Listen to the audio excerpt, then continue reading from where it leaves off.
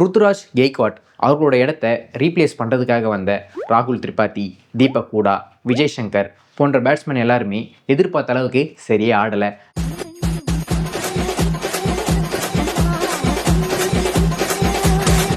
And அவங்களோட strike ரேட்டும் ரொம்ப கம்மி. இது வரைக்கும் யாருமே ஒரு மேட்ச் வின்னிங் இன்னிங்ஸோ ஒரு பெரிய இன்னிங்ஸோ இது வரைக்கும் யாருமே ஆடலை. எல்லாரும் ரன்னுங்கிறாங்களே, அந்த சினிமாவை எனக்கு காட்டினியா?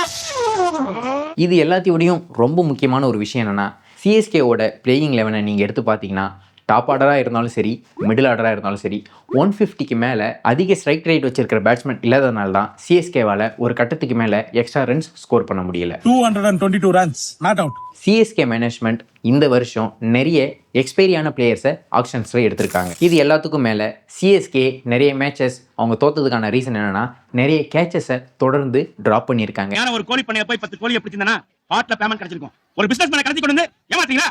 என்ன பண்ணுங்க?